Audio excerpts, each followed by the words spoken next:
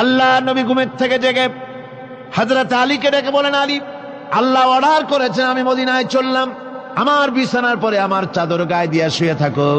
হযরত আলী বলেন, আল্লাহর হাবিব, আপনার চাদর গায়ে দিয়ে ঘুমিয়ে থাকবো, সকালবেলায় কাফির বেঈমানেরা আপনার বিছানার পরে আপনার চাদর গায়ে দেওয়া অবস্থায় আমি আলীকে তারা মোহাম্মদ মনে করবে, আর আমি আলীকে নবী মনে করে তারা তাদের তরবারি দিয়া কেটে কেটে টুকরা টুকরা করে আমারে বিদায় করে দেবে দুনিয়া থেকে।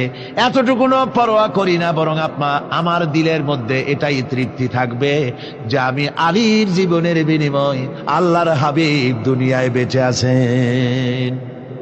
নবীজি ঘরের থেকে বেরোলেন, চতুর্দিকে কাফেররা দাঁড়ানো।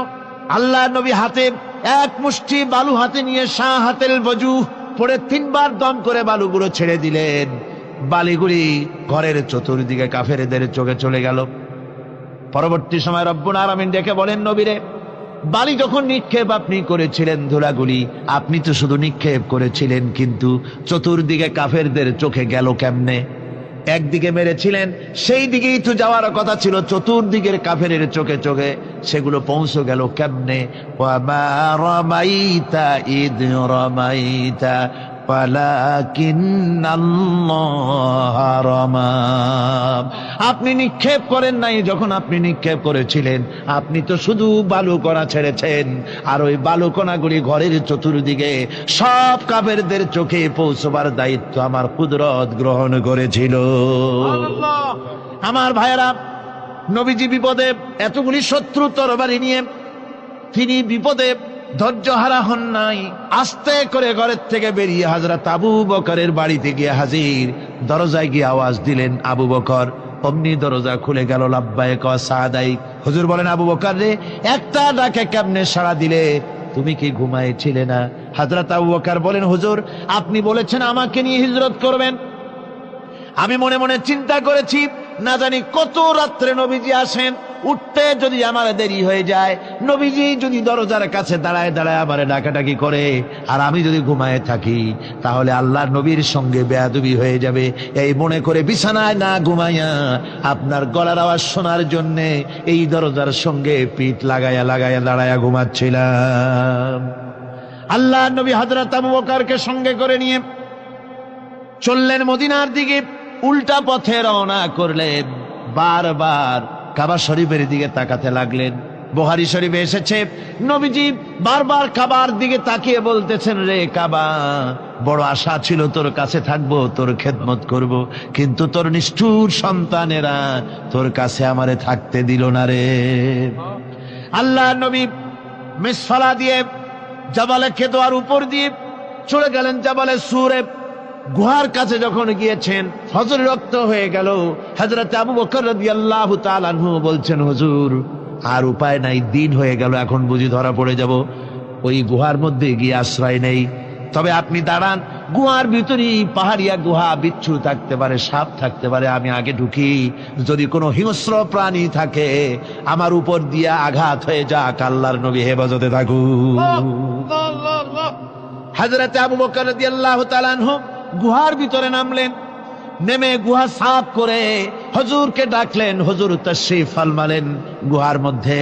হুজুর বলেন, আবু বকর, হেঁটে হেঁটে কষ্ট হয়ে গেছে, তুমি বসো, তোমার উরুর উপরে মাথা রেখে আমি একটু ঘুমায়ে যাই। আল্লাহর হাবিব ঘুমায় গেলেন। হযরত আবু বকর লক্ষ্য করে দেখেন চতুর্দিকে অনেকগুলি গর্ত দেখা যায়। এই গর্ত থেকে সাপ আসতে পারে, বিচ্ছু আসতে পারে মনে করে নিজের গায়ের চাদর ছিঁড়ে ছিঁড়ে গর্তগুলি বন্ধ করা শুরু করে দিলেন। কয়েকটা গর্ত বন্ধ করার মতো চাদর আর নাই, পাও দিয়ে চেপে ধরলেন। এক পাহাড়িয়া বিষধর সাপ বেরোবার জন্য চেষ্টা করে বেরোবার পথ খুঁজে না পেয়ে হযরত আবু বকরের পায়ের উপরে দংশন করেছে। বিষের যন্ত্রণায় হযরত আবু বকরের চোখ থেকে পানি দরদর করে পড়ছে। রাসূলুল্লাহর ঘুম ভেঙে গেল। আল্লাহর নবী তাকে বলেন, আবু বকর, চোখে পানি কেন? বাড়ির কথা বুঝি মনে পড়ে গেছে? হযরত আবু বকর বলেন, ইয়া রাসূলুল্লাহ, আল্লাহর নামে কসম করে বলি, যেই দিন আমি ঈমান এনেছি ওই দিন থেকে আমার মা বাপ, আমার কোলে আমার সন্তান, আমার স্ত্রী, আমার জায়গা জমি ঘর বাড়ি, এমনকি আমার নিজের আত্মার চাইতে হুজুর আপনারে ভালোবাসি বেশি। তাহলে কাঁদো কেন? হযরত আবু বকর বলেন, হুজুর বাড়ির জন্য কাঁদি না, ছেলেপেলের জন্য কাঁদি না, সাপে দংশন করেছে, যন্ত্রণায় কাঁদতেছি। আল্লাহ নবী সঙ্গে সঙ্গে মুখ থেকে থুতু বার করে যন্ত্রণার জায়গায় লাগাই দিলেন, সঙ্গে সঙ্গে যন্ত্রণা বন্ধ হয়ে গেল। হুজুর বললেন, আবু বকর, প্রথম যখন তোমার এই আঘাত করেছিল সাপে, আমাকে কেন তাড়াতাড়ি বলো নাই? এতক্ষণ তো তোমার কষ্ট হতো না। হযরত আবু বকর বলেন, ইয়া রাসূলুল্লাহ, ওটা তো সাপে কাটার যন্ত্রণা, ওই যন্ত্রণায় আমার রক্ত জ্বলতেছে, যন্ত্রণায় যন্ত্রণায় আমার কলেজাটা যদি ফেটেও যেত। আল্লাহর হাবিব আরাম ফরমাচ্ছিলেন, আমি তাকে আরামে বিঘ্ন ঘটাতে পারতাম না। আমার ভাইয়েরা, হযরতে আবু বকর, হযরতে রাসূল দুজন বসে আছেন। এমনি সময় কাফের বেঈমানেরা খুঁজতে খুঁজতে জায়গা মতো এসে গেছে। একজনে বলে ভিতরে আছে, আর একজনে বলে নাই।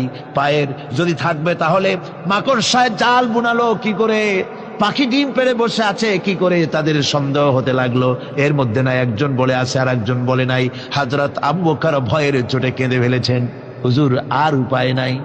এই যে অবস্থান, এই অবস্থার ভিতরে, এই অবস্থার ভেতরেও আল্লাহ নবী এতটুকু ঘাবড়ে যান নাই।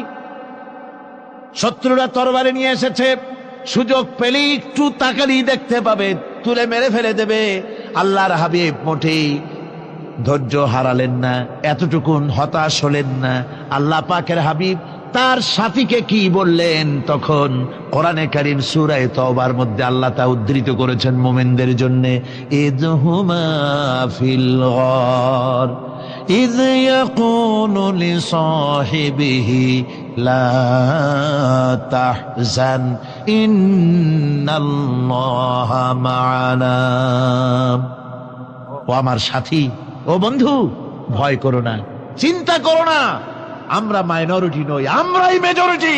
তার কারণ আল্লাহ আমাদের সাথে আছেন। সুবহানাল্লাহ বিহামদিহি, আল্লাহ আমাদের সাথে আছে। আর বন্ধুগণ, কোরআনে কারীমে রব্বুল আলামিন বলেন, فأنزل الله سكينته عليه وأيده بجنود لم تروها।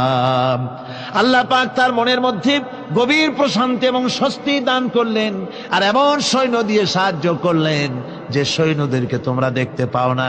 এভাবে করে রব্বুল আলামিন মুমিনদের